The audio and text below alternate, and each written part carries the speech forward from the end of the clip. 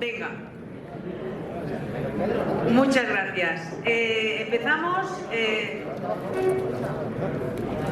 Como todos sabemos, se cumple el centenario del desastre anual y bueno, para presentar a nuestro ponente tenemos a Pedro Blasco, que él me insiste en que diga que es zaragozano.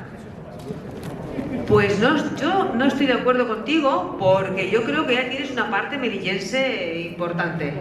¿Me lo concedes eso? Vale. Bueno, Pedro estudió periodismo, ha trabajado para Europa Press, para el Diario 16, para El Mundo de Valladolid, donde fue director, fue redactor jefe del Mundo en la sección de Madrid, es muy aficionado a la historia como buen jefremista. Y bueno, pues lo de melillense viene porque él pertenece a la Asociación de Estudios Melillenses y lo sabe todo sobre el golpe de Estado en Melilla. Entonces, bueno, pero está aquí para presentar a Antonio Morcillo, así que no nos detenemos más y avanzamos. Hola, buenas noches, buenas noches ya, ¿no? Hay un libro sobre el golpe de Estado en Melilla que se llama, creo que es el 17 a las 5, que invito a todos a que lo lean porque siempre es magnífico. ¿Vale? 17 a las 17. Bueno, yo os he traído aquí un dibujo, una fotografía. Voy a intentar ser breve porque venimos a escucharle a Antonio, no a escucharme a mí. Hay una fotografía en la que se ve lo que es el Valle de Anual y está tomada desde donde teóricamente estaba la tienda de campaña de Silvestre. Eso es lo que veía, y ahí tienen una reunión que luego nos lo contará seguramente Antonio, en la que se decide que van a abandonar. Bueno, esta es la vista, ahí se están entrando bien las dos posiciones. Bueno, yo os quería decir que cuando me llamó José Antonio para decirme que si quería presentar a nuestro presidente, yo le dije sí, lo primero, y luego cuando le colgué le dije, pero qué gilipollas soy, ¿cómo he podido decir sí cuando me da mucho miedo presentar y mucha vergüenza que un malequilla presente a un maestro? Lo que tendría que ser igual, al revés, ¿no? El que le da alternativa es el maestro al aprendiz, ¿no?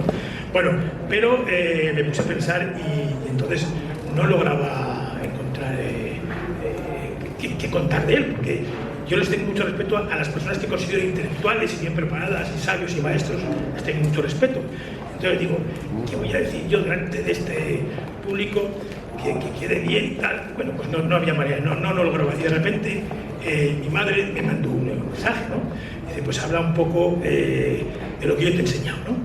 Entonces, cuando leí la biografía de Antonio, sí que vi que era licenciado, bueno, primero es un loco de la historia, mi madre era una loca de la historia, es licenciado en Geografía e Historia por la Universidad Complutense, ¿no? Mi madre era licenciada en Geografía e Historia por la Universidad Complutense.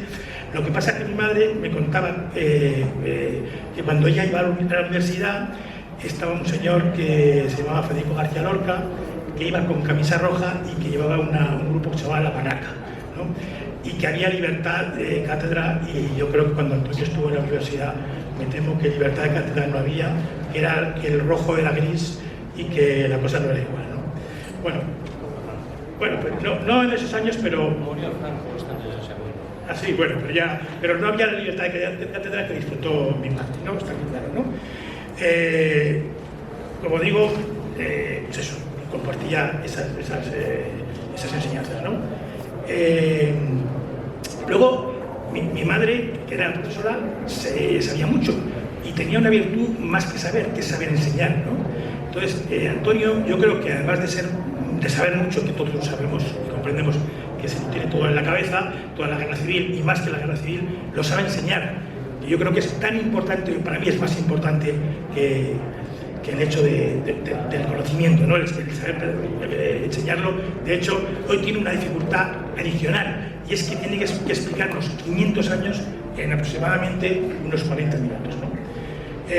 Y luego, mi madre, y es lo más importante de lo que quiero decir, fue hija póstuma. No conoció a su padre porque murió el año 18 con la gripe, que sabéis que es similar a la que hemos tenido ahora, ¿no? Y entonces hicieron de padre dos tíos, o sea, dos hermanos de su padre, ¿no? Y un día cuando regresó a casa, pues no estaban, se los habían llevado.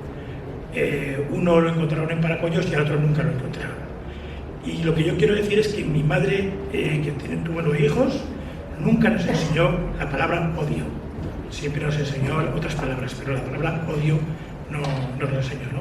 Entonces yo, desde los 7 años que llevo en Jefrema, creo que son 7 o 8 años, y no estuve antes porque trabajaba todos los fines de semana, pues yo a Antonio no le he escuchado la palabra odio, ni se la he visto en los ojos, ni se la he visto en sus gestos, ¿no? Entonces lo que quería decir era pues, que me encuentro muy bien aquí en esta casa donde no conozco esa palabra, aunque sí la he visto en la calle y la he visto en los chats. O sea, yo me he metido en 2 chats con algunos de los que podéis estar aquí y he decidido no hacerlo nunca más, porque a mí eso no me lo enseñaron. Y Antonio, en los años que yo llevo aquí, tampoco me lo ha enseñado. Bueno, yo tenía algunas cosas más que contaros, sobre todo de Melilla, que voy a ser muy breve, ¿no? Melilla está viendo una situación ahora que en la prensa nacional no está prestando ninguna atención. Para que os hagáis una idea, un kilo de patatas que valía 4 euros ahora vale 8. Están cercados por la valla y es una parte de la historia que estamos desconociendo, ¿no? Yo creo que Antonio nos va a explicar esos 50 años y nos va a relatar más o menos los hechos. Y yo quería decir 4 o 5 cosas básicas, en mi opinión, de seguidor de este problema, de este tema, de este histórico, y entonces yo creo que hubo errores gravísimos. Si hubieran podido cometer 100 errores el gobierno y el ejército cometió 102, desde el hecho de nombrar a Silvestre, una persona que había sido cesada por un asesinato que se había producido cuando él era comandante de la H, ¿no? Es decir, a un señor que lo cesan, pues lo ponen luego a mandar en Melilla, cuando la situación de Melilla se necesitaba a un diplomático, no a una persona, no a un militar agresivo y un militar que no conocía las cosas, ¿no? Luego yo creo que hay otros responsables, como puede ser el general Berenguer. Creo que el rey intervino mucho y, en fin, yo creo que todos estos hechos nos los va a contar Antonio. Va a estar magnífico seguro porque va a saber condensarlo.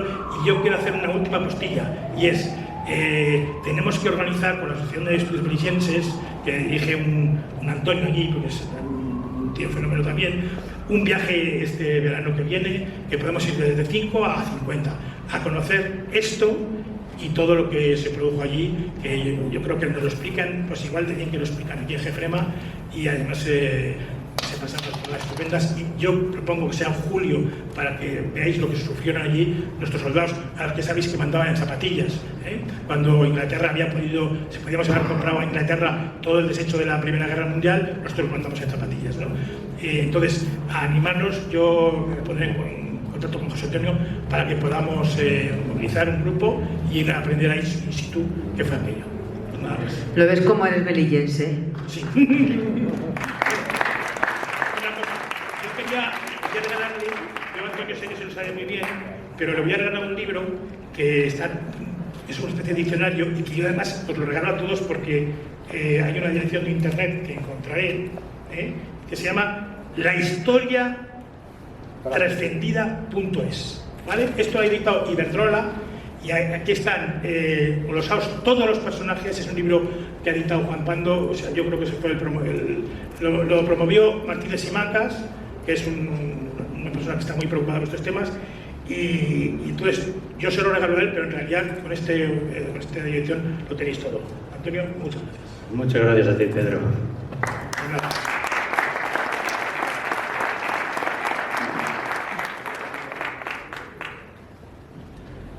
Bien, para mí es un honor que me haya presentado Pedro, que es un especialista profundo en este tema, como hay otros en esta sala.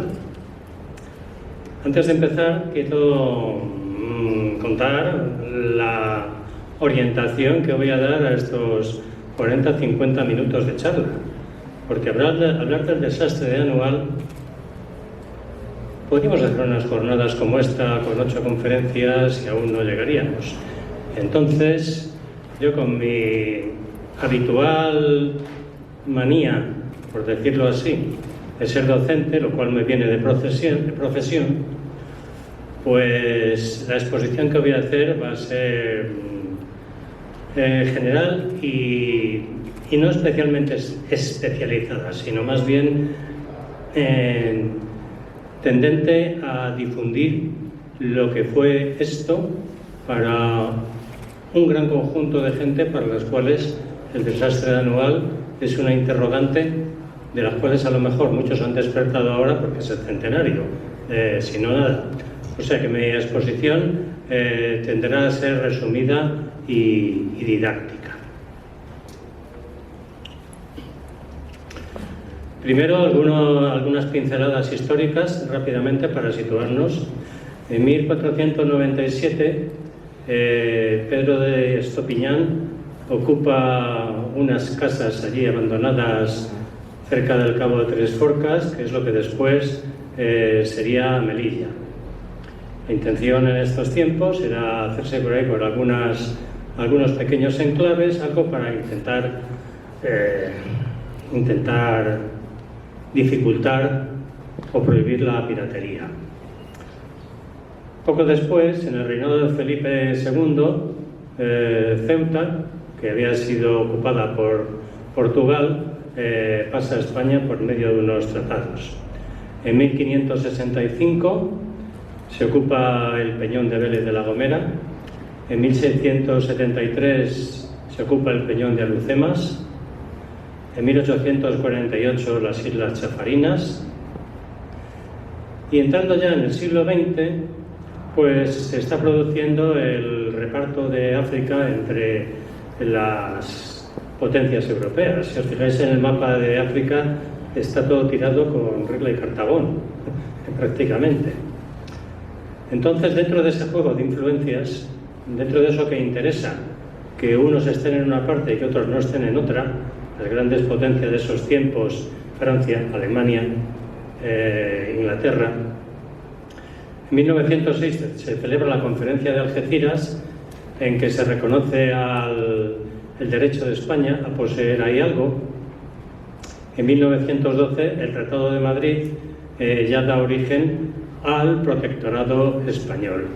Evidentemente los ingleses no querían que, teniendo Gibraltar y su preeminencia sobre la entrada al mar Mediterráneo, no querían que allí estuviera ni Francia ni Alemania, con lo cual movieron las cosas en estos tratados para colocar allí una potencia colchón, ¿no? Una potencia de segundo o tercer orden o cuarto, que era España, que venía derrotada de sus campañas coloniales.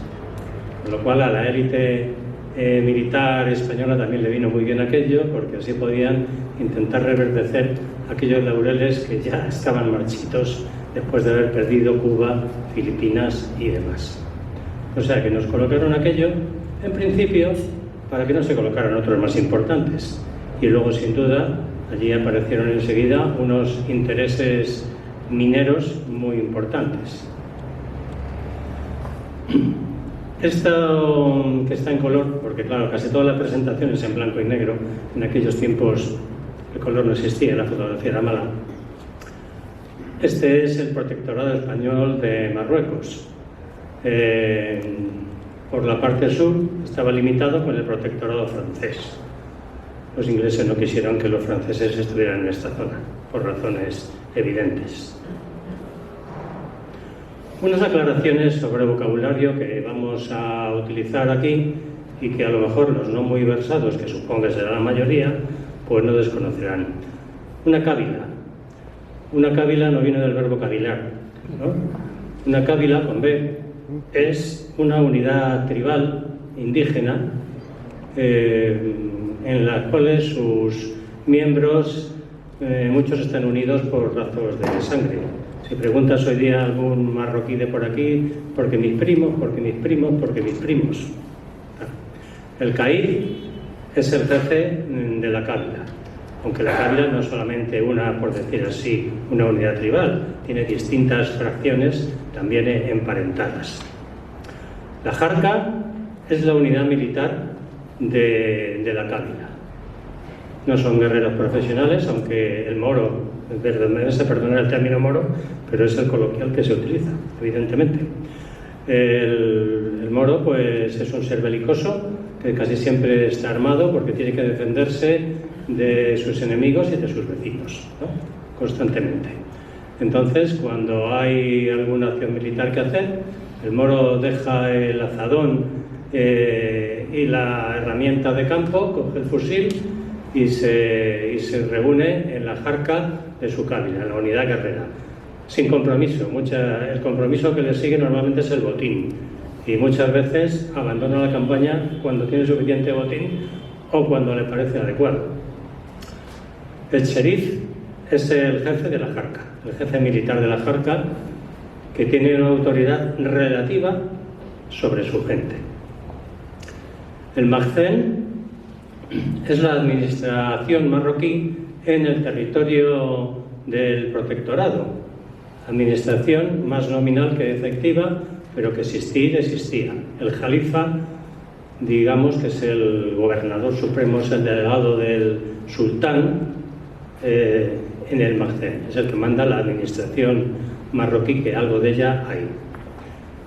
Una mejala es una unidad militar dependiente del Makhzen, o sea, dependiente del sultán, aunque en la práctica, lo vemos en la guerra civil, como las mejalas están mandadas por oficiales españoles, en la guerra civil las mejalas vinieron aquí como vinieron los tabores de regulares y otras unidades. Los regulares es un cuerpo de tropas indígenas que fue creado por el general Damaso Berenguer con disciplina, mantenida a palo vivo, normalmente, claro, porque el moro hay que tenerle sujeto, muy sujeto. Los regulares no son como una jarca que va y viene cuando quiere, son soldados encuadrados y disciplinados. La intención, después de las grandes sangrías que hubo cuando el Barranco del Lobo y estas historias que se pierden en nuestra mente, pues la intención era crear una tropa indígena que corriera con lo más duro de las operaciones y así evitar en lo posible las bajas europeas, españolas en este caso. La policía indígena es otra unidad paramilitar formada normalmente por cabileños de las cábilas próximas y cercanas o de la misma, donde está su territorio, para hacer labores de policía, de control.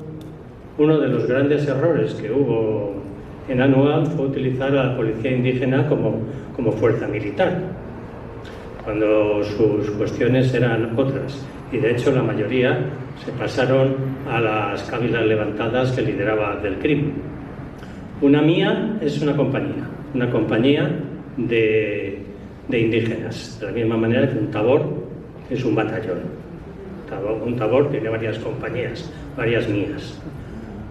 Un bloqueo es el tipo de fortificación que se hacía en avanzadas en aquella zona. Normalmente era una posición defensiva que se establecía en altura y que tenía graves problemas, generalmente, entre otros, las aguadas lejanas y que los suministros tenían que llegar desde sitios lejanos, lo cual los hacía, eran posiciones defensivas, pero eran muy frágiles para aquel que controlara, como en este caso ocurrió para los moros que controlaban los accesos, las aguadas y los caminos. El heliógrafo es el aparato por excelencia para comunicar unas posiciones con otras. Es un aparato óptico que por medio de señales luminosas se puede comunicar. El problema que tiene el heliógrafo es que de noche no funciona con la luz, y de día, pues el día está nublado, hay niebla tampoco, e incluso pues los moros, para interrumpir las comunicaciones, hacían hogueras debajo para que esa reverberación que sube con una hoguera interrumpiera las señales. La linterna Mangin es una linterna de petróleo con una serie de lentes que suple por la noche y en ocasiones al heliógrafo. Es que son sistemas de comunicación ópticos y no muy fiables. La espingarda es el fusil tradicional de los rifeños, son fusiles de fabricación casera. totalmente casera, hechas por el herrero de la Cábila. Lo demás que viene debajo ya son el Remington, es el fusil más antiguo que solían tener las Cábilas, es un fusil de origen inglés, aunque hubo muchas variantes y ya eran viejos entonces y se siguieron utilizando, eran de gran calibre. El Mauser era el típico fusil del ejército español, aunque muchos estaban currados por haber estado en las campañas de Cuba y Filipinas, y también los rifeños pues lo conseguían. Se conseguían de contrabando, se vendían en los zocos. El Lebel es el fusil francés, que también procedía de contrabando, de desertores y de regalos o alijos extraños. Y la gumía es el cuchillo curvo que utiliza el marroquí. Le puede servir de hoz para recoger las cosechas, para limpiarse las uñas no, porque está muy afilado, y como cuchillo para rematar y matar al que sea, pues también, porque la munición allí es muy cara, muy escasa y es un bien preciado. Mejor matar a mano que no a fusila, como dicen ellos, cuando procede. Estado de fuerzas en la comandancia de Melilla en julio de 1921, cuando va a ocurrir el desastre.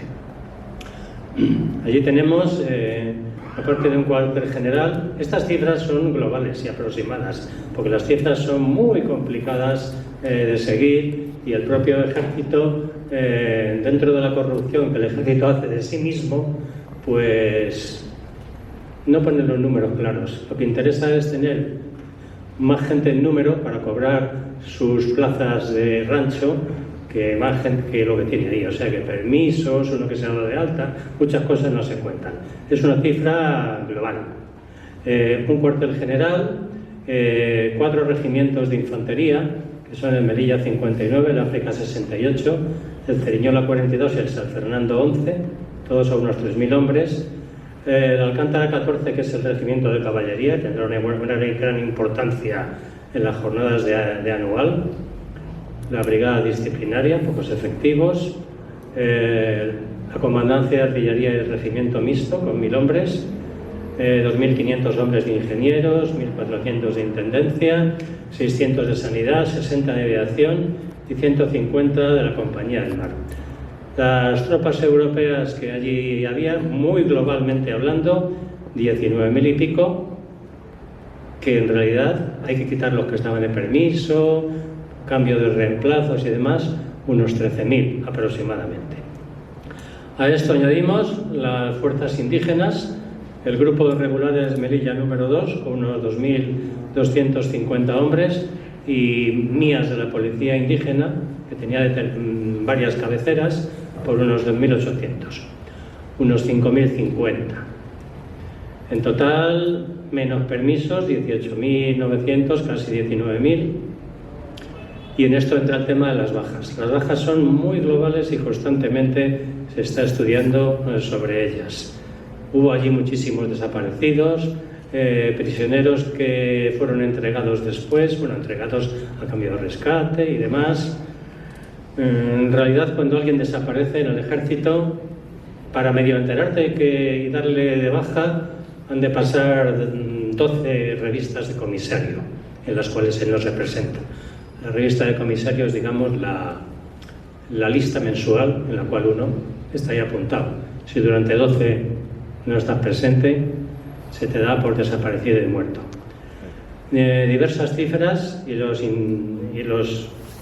estudios que se hicieron entonces cifran entre los muertos 8.100, 8.700 europeos, y los 5.050 indígenas desaparecieron casi en su totalidad. Algunos muertos, la mayoría desertaron y algunos permanecieron fieles, y algunos se les dio de baja porque los pocos que se retiraban hacia Melilla ya no se fiaban de ellos y los mandaron a casa y los desarmaron. O sea que el elemento indígena desapareció en su práctica totalidad. Aquí tenemos en un mapa la zona de Melilla. Aquí está Melilla. Junto a Melilla hay un gran mar, una albufera, un mar interior, que es la Mar Chica. Melilla está dominado por el famoso monte, por el Gurugú, muy parecido a los montes que rodean Alcalá de Henares. Allí lo llaman el Gurugú, aquello también. En medio del Gurugú está el famoso Barranco del Lobo. Los ríos que van hacia el Mediterráneo, el río Quer, con su afluente, el río Gan o Igán, que será fundamental en un episodio de la retirada. El monte Mauro está al otro lado, también en una zona agreste. Y el río Amecrán, que fue el límite, donde prácticamente llegó Silvestre con su ejército. A la izquierda del río Amecrán, orilla izquierda, ya se abría el camino, que ahí no había camino, porque eran sendas de ir andando o con un animal, el camino hacia el objetivo, que era la zona de los Beni Urriaguel, la zona de Alucemas. Las cávilas que estaban recién, digamos, dominadas, pero con alfileres, la de Beni Said, en la zona del Monte Mauro, Tensamán, que estaba casi dominada menos una fracción. El dominio era relativo, muy relativo en estas cávilas. Los Beni Ulisech, los Beni Tucín en la parte sur, los Beni Urriaguel, que era la cávila de Abdelkrim, y los Bocoya. Todo este núcleo de Beni Ulisech, Tensamán, Bocoya, Beni Urriaguel, Beni Tucín, estaban en fase de hacerte con ellos, con labor política. Son desde luego las primeras cávilas que se levantaron. Y allí está Anual, cerca del río Amecrán. Los protagonistas de esta historia son el general Berenguer, el general Silvestre, el general Navarro y Mohamed Abdelkrim. El general Damaso Berenguer Fusté era alto comisario de Marruecos. Recordad que después presidió el penúltimo gobierno de Alfonso XIII, cuando la sublevación de Jaca era el jefe de gobierno, el general Berenguer. El comandante general de Melilla, Manuel Fernández Silvestre, antiguo héroe de Cuba, hombre echado para adelante, demasiado para adelante resultó en estas circunstancias. El segundo jefe de la comandancia general, o sea, el segundo de Fernández Silvestre, el general Felipe Navarro y Ceballos Escalera, barón de Casa de Avalillo, y el caíd de Beni Urriaguel, Mohamed Abdelkrim el Jatabi, que tenía unos cuantos nombres más, lógicamente. No solamente él, su hermano, él había sido funcionario español, en buena relación con los españoles, quedó cojo, escapando de un encarcelamiento que hicieron los españoles probablemente injusto, y en fin, decidió crear la República del Rif. Fue una entelequia, pero en fin, entendió muy bien a su gente y en principio consiguió sus fines, que era ir contra el español.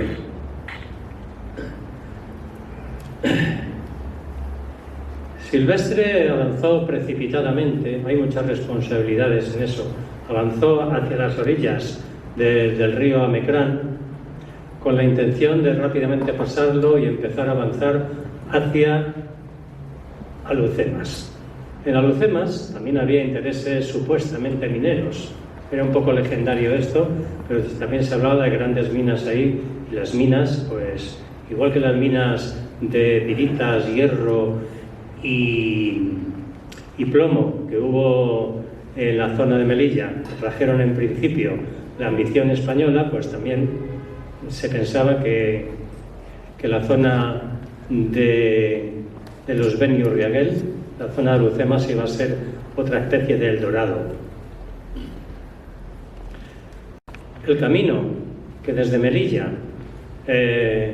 llegó hasta Anual es un camino que luego vamos a recorrer en el sentido contrario, siguiendo las orillas de la Mar Chica, Nador, Celuán, Monte Arruí, Istutín, Batel, que es hasta donde llegaba el ferrocarril. Había un ferrocarril que llegaba hasta allí. Dardrius, Ventiez, y a partir de Ventiez, una zona terriblemente espantosa en sus comunicaciones, unas pendientes del 12%, unas curvas tremendas, unos barrancos, para pasado eso llegar a Anual, que era una especie de caldera de dificilísima defensa. Dentro de este avance hacia pasar el río Mecrán, en la costa se habían establecido dos posiciones: Sidi Idris en la desembocadura de la Mecrán y Afrau más a la derecha, cerca ya del Monte Mauro. También se intentaba llegar a Alucemas por el camino de la costa, pero era un camino terriblemente difícil. Por la desgracia nuestra, Silvestre fue avanzando, fue concentrando fuerzas sin oír las recomendaciones de gente que sabía esto, como el coronel Morales, que era el responsable de la policía indígena, que pensaba que había que consolidar las cávilas, o por lo menos desarmarlas, porque todas las cávilas conservaban su armamento, y Morales le decía que en cualquier revés militar de mediana importancia, las cávilas por el camino se podían volver hacia los españoles, igual que las cávilas indómitas que estaban en las cercanías de la Mecrán. Silvestre no hizo demasiado caso, y cuando todo el mundo recomendaba prudencia,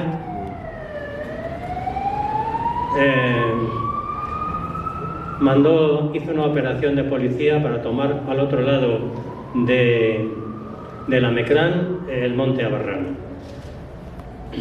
Aquí tenemos Anual, el Amecrán, y lo traspasaron para llegar a Abarrán, con una fuerza importante, pero la fuerza importante era de acompañamiento. Dejaron una posición montada con algo de policía y una batería de artillería, y el resto de la escolta del convoy volvió. Los moros lo estaban esperando. Dejaron que llegaran, esperaron un poco, porque pensaban que Silvestre iría a visitar la posición, lo podrían trincar por el camino, y cuando vieron que no, pues atacaron a Abarrán. Aquí veis, aquí tenéis Anual, con este tortuoso camino que venía desde Ventiez, y aquí tenéis al otro lado del río Abarrán. Veis Sidi Idris aquí arriba. Este mapa le veremos después varias veces. Veis a Afrau, es para localizarnos. El comandante Jesús Villar, de la policía indígena, fue el encargado de dirigir esta operación. De la noche a la mañana se mandó formar una columna con los recursos que había, partieron hacia allá, cruzaron el río, montaron la posición, y cuando la fuerza de protección de vuelta llegaba a la Mecrán, regresando, ya se empezaron a ir disparos y fuego de artillería desde la posición. Abarrán cayó enseguida. En su defensa de escasas horas se distinguió el teniente Flomesta y el capitán Juan Salafranca, que son dos de los laureados que murieron allí. Los moros tomaron la posición, la policía indígena que había allí desertó y volvió armas contra los españoles, y Abdelkrim se puso la aureola de haber obtenido una victoria, que es lo que necesitaba para agitar a las cávilas, y las piezas de artillería que llevaban fueron exhibidas en los zocos. Los zocos son los lugares donde cada día de la semana en un sitio se celebraba pues el gran mercadillo.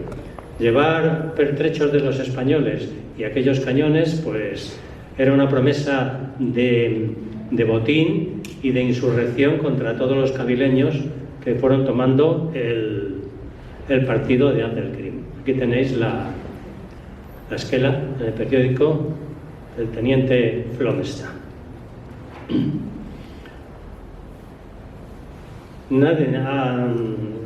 Esto ocurrió el 1 de junio. En ese tiempo Silvestre tuvo sus más y sus menos, todavía de vez en cuando, a pesar de que todo recomendaba prudencia, todavía de vez en cuando pensaba en hacer acciones y en tener concentradas, sin duda en Anual, la mayoría de las fuerzas de la comandancia de Melilla. La posición de Igeriben, en el mapa al lado de Anual, aquí tenéis, aquí estaba Barrán, aquí al lado de Anual estaba Igeriben. Dominada, aquí está Igeriben, Buimellán era otra posición, y en el camino, para ir de Anual, había que bordear por este cauce la Loma de los Árboles. Que rápidamente, la Loma de los Árboles todos los días se ponía una avanzadilla desde Buimellán para protegerlo, pero el día 16 de julio ya no se pudo poner allí la avanzadilla porque los rifeños ya habían tomado la Loma de los Árboles. A partir de entonces la historia de Igeriben fue un calvario. Se acabó el agua, se acabó la comida prácticamente, el sol de julio era espantoso y los convoyes no podían llegar porque desde la Loma de los Árboles se impedía. Aquí vemos unas imágenes de ese monte pelado que era Igeriben. Así se montó la posición, unas tiendas, un parapeto, unas alambradas, unos 450 hombres de guarnición, entre policías rifeños y españoles. El día 17 de julio todavía llega el último convoy a Igeriben. El capitán Joaquín Cebollino, haciendo un alarde de heroicidad, consigue llevar el último convoy con los últimos suministros, que no sirvió prácticamente de nada, porque las cubas de agua llegaron agujereadas por los disparos de los rifeños con muy poca capacidad, y el ganado, que no lo pudo retirar, lo dejaron entre la empalizada y el parapeto. Los marroquíes de estos sabían mucho, rápidamente mataron al ganado, con lo cual a las penurias de la sed y el calor de Igeriben se sumó los espantosos olores de los cadáveres putrefactos de los pobres mulos, que muchos antes de morir, además, enloquecidos por los disparos, rompieron incluso la alambrada. Las vicisitudes de Igeriben fueron espantosas. Los soldados, después del agua, se dieron los cinceros, el agua de colonia, los zumos de los botes de pimientos para los heridos, no había medicinas. De noche se hacían agujeros en el suelo, se metían desnudos para intentar refrescarse un poco, después orines con azúcar, luego orines sin azúcar, algo realmente espantoso. Y desde Anual no se los podía socorrer. Los convoyes fracasaban. El comandante Julio Benítez defendió heroicamente la posición de Igeriben, y esta es la placa. Él es malagueño. La estatua está en Málaga, pero esta casa, que es de un amigo mío, de mi amigo José Muñoz, está en El Burgo. La casa él heredó de su padre, que su abuelo se la compró a la familia de Benítez. Y aquí tiene su placa y demás. Y aquí está la famosa frase que no sé si podéis ir de allí, que pronunció Benítez: de los de Igeriben mueren, pero no se rinden. Tengo 12 disparos de cañón. Cuéntenlos, y cuando oigan el último hagan fuego sobre la posición, pues estaremos revueltos ya con los moros. El último convoy se queda a no mucha distancia de Igeriben, y en esto los defensores aprovechan para salir a la carrera como pueden, perseguidos por los moros. Los moros capturan a unos 20 y los demás los masacran. A Anual llegarán escasamente 10, que la mayoría morirán allí al atracarse de agua porque venían absolutamente muertos. El capitán Federico de la Paz, Orduña, es otro de los muertos en la defensa de Igeriben. Esto ocurrió el 21.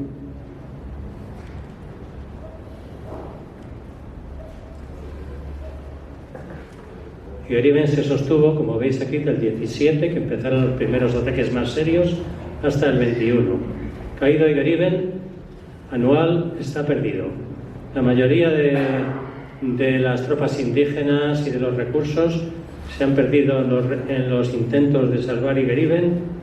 La Jarca, que ha ido aumentando sus contingentes totalmente, dicen que hasta 18.000 hombres en Anual. Con los últimos refuerzos que Silvestre había rebañado, llegaba a haber unos 6.000 europeos, más o menos, 5.000, 6.000 contando los de las posiciones cercanas, y los moros venían sobre ellos.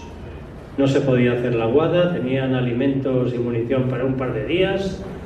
Rápidamente intentan pedir ayuda, las ayudas tardarían en llegar y se corría el gran peligro de que las cávilas afectas a Abdelkrim por estas victorias sumaran gente con las cávilas de los territorios supuestamente sometidos. De Anual a Melilla hay aproximadamente 95 kilómetros.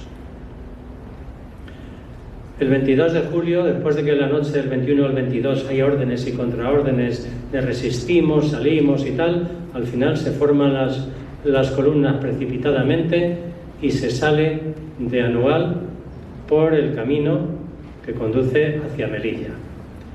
El campamento ya estaba prácticamente invadido por los rifeños. El terror invade a las tropas, que se agolpan sin obedecer a los pocos oficiales que allí se mantenían firmes, porque otra característica de este ejército de Silvestre era que los mandos supremos no estaban aquí. Estaban todos en Melilla, unos que estaban enfermos, otros que en turno de plaza que llamaban. De los regimientos, ninguno de los 4 regimientos de Melilla tenía aquí al coronel. Había tenientes coroneles. Los oficiales, pues cuando se inicia esta retirada, que es una desbandada, porque ya los moros tomaban las alturas del camino de Anual, pues esto es un desastre absoluto. Todos salen corriendo como pueden, desmontando las piezas de artillería que iban cargadas, la artillería de montaña que iban cargada, los mulos, cortaban las cinchas para dejar los mulos libres y subirse la gente y salir corriendo. Eso era un descontrol. El descontrol, claro, cuando se inició la salida, por la izquierda la policía indígena tenía que cubrir las alturas y los regulares por la derecha. Por la izquierda la policía indígena directamente se pasó a los moros sublevados y atacó a los españoles, y los regulares medio se mantuvieron, pero también muchos se pasaban, con lo cual el desastre era total. Las posiciones del camino, estas son unas imágenes de Anual, Silvestre, aquí están los protagonistas. El coronel Manella era el único coronel que había, que era el del regimiento de Alcántara, porque era jefe de la circunscripción.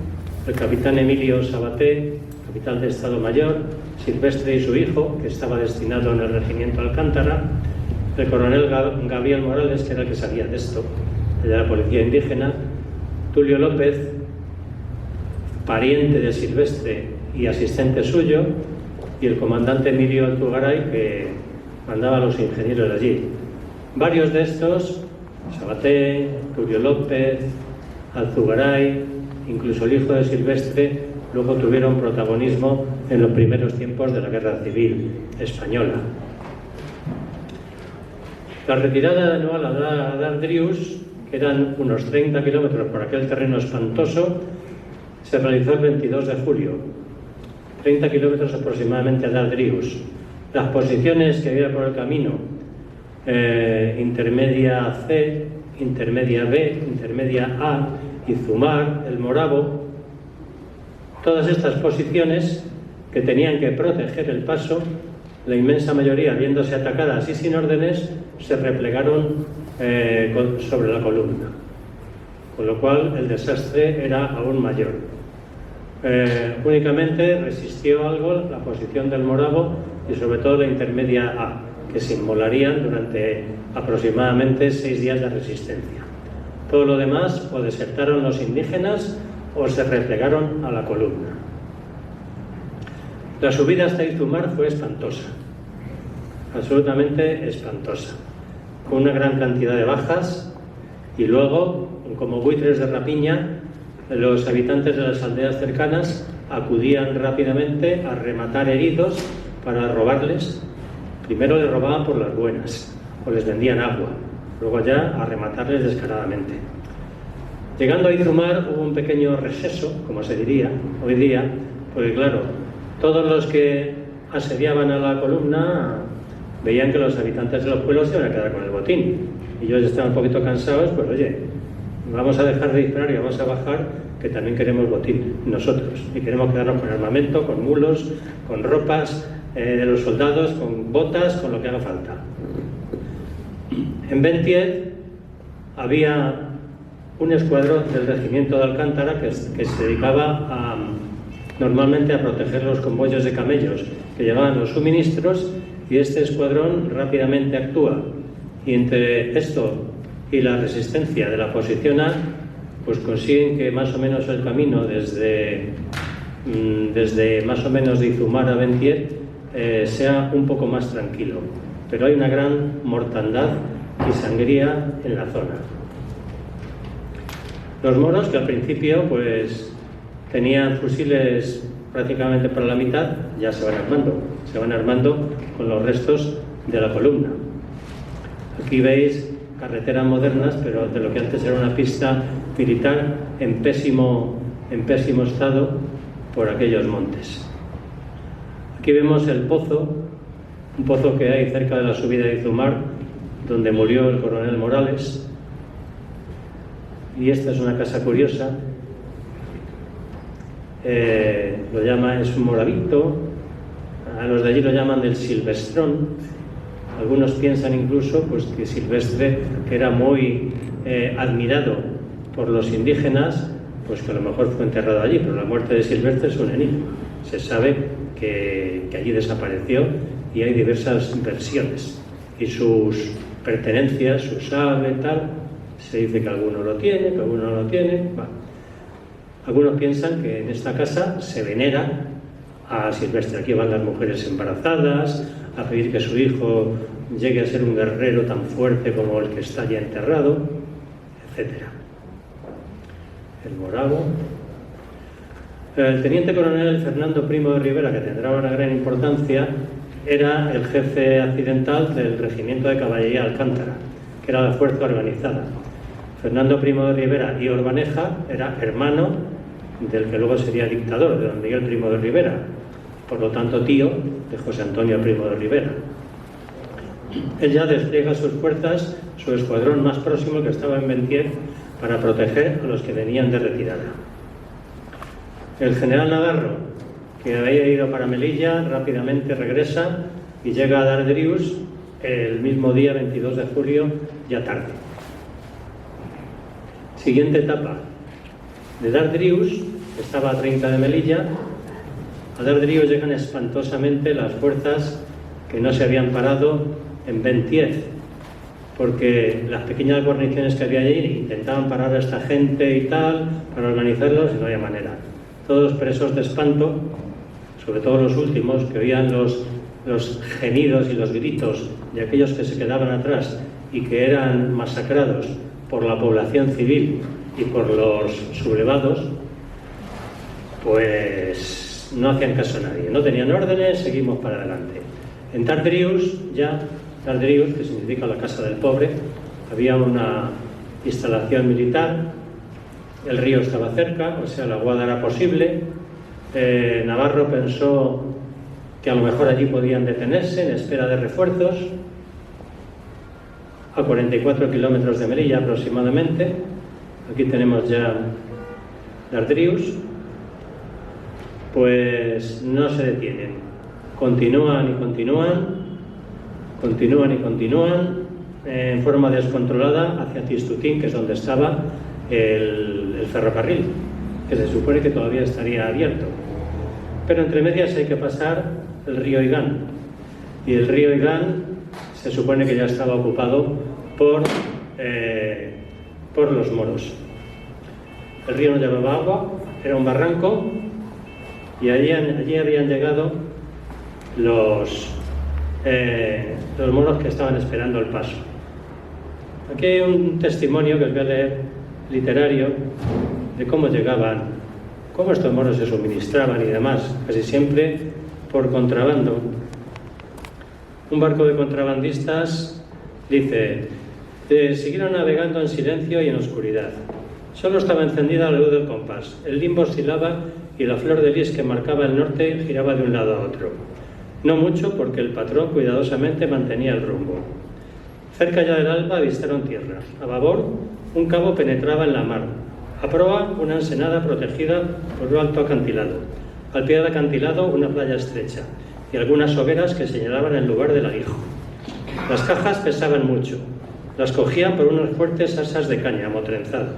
Contaban las cajas a medida que las desembarcaban. 1.600 cartuchos por caja. Eran muchos cartuchos. Pagaron en duros de plata, españoles, con el busto del rey niño. Otros eran de su padre, de don Alfonso XII, y aún otros de don Amadeo de Saboya. Los Amadeos tenían muy buena ley, tanto que en algunos sitios daban por ellos 21 reales. Aliviados del peso y del miedo, se hicieron de nuevo la mar. A través del monte, a lomos de cabileños, las cajas llegaron a la alcazaba de Esnada, donde estaba la jarca. El califa del Sheik mandó distribuirlas. Al caír de Bocoya le dieron muchas y las llevó camino de Daldríos. Mucha gente se lucraba con este contrabando desde Gibraltar. En el río Egán, la caballería de Alcántara se destroza. Aquí están oficiales del regimiento. El teniente coronel Fernando Primo de Rivera dirige las cargas para conseguir que la columna pase. Allí se inmola el regimiento y queda deshecho como unidad operativa, pero consiguen que pase la columna. Ese día 23 ha llegado a Melilla Berenguer para intentar poner orden. Las tropas que traiga irán llegando al día siguiente. Y habiendo llegado a Testutín, pues aquí veis lo que pasó en esos días, porque ya la retaguardia ya se había levantado. Del 23 al 28 Navarro estuvo en Testutín, pensando si se quedaría allí, si no. El 23 de julio sale el último tren de Testutín hacia Melilla. El 24 todavía desde Nador, que está más cerca, saldrá un tren. Muchas de las fuerzas que llevaban Navarro no hicieron caso y siguieron andando a Melilla con cualquier excusa, intentando coger el tren. En el tren se evacuó a los regulares, que ya no daban ninguna garantía. El 24 de julio empiezan a llegar a Melilla refuerzos, pero no salieron. Eran refuerzos que necesitaban una instrucción muy amplia y no se pudo socorrer las posiciones. Ya el 24 se ha cortado el camino a Melilla. El 24 mismo se sitiará a la guarnición de Celuán y también el 24 a la de Nador. Ya no hay camino hacia Melilla. Todavía intenta acercarse más Navarro. Con los restos de su columna, el 29 avanza 13 kilómetros hasta unos 30 de Melilla, que está Monte Arruí. El camino es totalmente hostilizado. Los escuadrones de Alcántara ya apenas pueden proteger. En este recorrido se pierden mucho de lo poco que quedaba militar. En Monte Arruí se encierran allí en el reducto, dejando el campamento y el poblado. Allí destacó el capitán Félix Arena, de Molinas de Aragón, que era un capitán de ingenieros que defendió toda la retaguardia para evitar que se echaran encima los rifeños. No pudo evitar que las piezas de artillería quedaran allí abandonadas. Monte Arruí se mantuvo del 29 de julio al 11 de agosto en condiciones espantosas, cuando mientras tanto la fábrica de harinas de Nador se rendiría el 1 de agosto y la alcazaba y el aeródromo de Celuán el 3. Aquí está la entrada a Monte Arruí, antes de ser destrozada por los cañones que habían sido abandonados y que los rifeños utilizaron para poner contra la posición. dos de los cabecillas de las cávilas, Ben Chelal, que era el más fiable para los españoles, y Burrajay, que sitiaron Monte Arruiz en aquellos días espantosos, aunque Navarro, en uno de sus comunicados, dice: estamos rodeados por policía y chusma.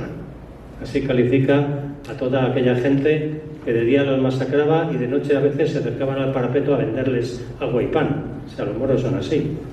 Hay que sacar lo que se pueda. En el último, por fin, como no van a poder recibir ayudas, el 11 de agosto, con permiso de Berenguer, se rinden. La rendición es conocida. Ben Chelal recoge a los oficiales, los aparta, y los soldados que habían quedado, unos 2000, que formados ya habían pactado y habían entregado las armas, son absolutamente masacrados y quedan sobre el terreno meses, hasta que llega la Reconquista. Los moros, es que claro, tampoco tienen control. Veían que el jefe de la cábila se llevaba a esos para cobrar descarte y todo, decían: ¿y nosotros qué? ¿No? Pues nada, a por los soldados, que alguno tendría botas, camisa y calzoncillos para llevárselos. En esta matanza, algunos salieron corriendo y algunos consiguieron escapar, pero todo ese camino quedó horrorosamente. De camino hubo la resistencia del aeródromo y la alcazaba de Celuán, del 24 de julio al 3 de agosto. Voy pasando rápido porque tiempo ya no tenemos. En Nador, que era un poblado europeo ya a 10 kilómetros de Melilla, el teniente Ricardo Fresno de la Guardia Civil organiza la resistencia en la fábrica de harinas, y ahí se mantienen hasta el día 1 de agosto. Destacó el Guardia Civil Manuel Almarcha en la defensa de la fábrica de harinas, y curiosamente, por vez prácticamente única y excepcional, el pacto de rendición que se hace con los rifeños se respeta. Fue la única vez. Y los guardias civiles y los defensores son escoltados hasta las posiciones españolas más cercanas. Este es el monumento que se levantó allí a los defensores de la fábrica de harinas, y que claro, en el momento que se dio la independencia de Marruecos, menos de una jornada, el monumento pues fue destruido por los marroquíes. No creéis que eso de la memoria histórica y de destruir las cosas es una cosa privativa nuestra. En el cautiverio, se mantiene en el cautiverio a los oficiales aprendidos y otras gentes. Muchos moros hacían sus propios cautivos y luego los vendían a las puertas de Melilla. Los guardias civiles del puesto de Segangán los vendieron a 125 pesetas cada uno, pero Abdelkrim intentó concentrar allí a los oficiales, que es lo que más valían y tal, como rehenes y demás. En enero de 1923 se rescatan por el valor de 4 millones de euros en duros de plata los supervivientes de aquel cautiverio: 44 jefes y oficiales, 238 soldados, 33 mujeres y niños y 10 hombres. Total, 325. Al poco tiempo se instruye el expediente Picasso por el general Juan Picasso González, pariente del pintor. Se le nombra instructor en agosto del 21. Su expediente es prolijo totalmente. En el 22, en febrero, se ha finalizado. Se tramita por el fiscal en julio. En el Senado Congreso, la Comisión de los 21 lo estudia en el 23, y hay tantas responsabilidades que pero voy a todo meter porque se acaba el tiempo. Hay tantas responsabilidades y tanta pamema y se filtran tantas cosas, y el Picasso fue un investigador que no hizo caso a lo que le decían: no, esto no investiguen, cuidado, no llegues hasta ahí. Él hizo su labor, y para evitar dejar con el culo al aire a lo que iba a ocurrir ya, pues Primo de Rivera, de acuerdo con el rey, dio el golpe de Estado, la dictadura, para cortar estos trabajos de la comisión que ya estaban a salir todo, y entonces se proclamó una amnistía, con lo cual eso queda terminado. Para terminar, Aquí tenéis en Monte Arruid, se hizo un gran cementerio llamado la Cruz de Monte Arruid. Desde el año 21, cuando se repisó, los que estaban allí se trasladan al Panteón de Héroes de Melilla.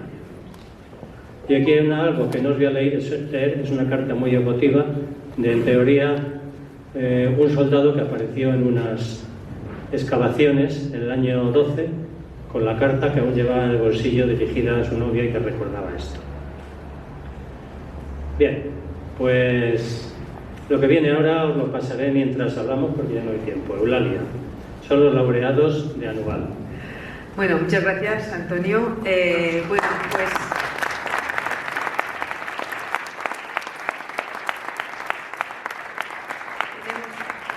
tenemos tiempo para un par de preguntas porque ya han pasado las 9 y ya tenemos ahí el par de preguntas. Ya sabéis, concisas, directas y al grano. Está a riesgo y es que no me acuerdo de tu nombre. José. Sí, yo también. Josep.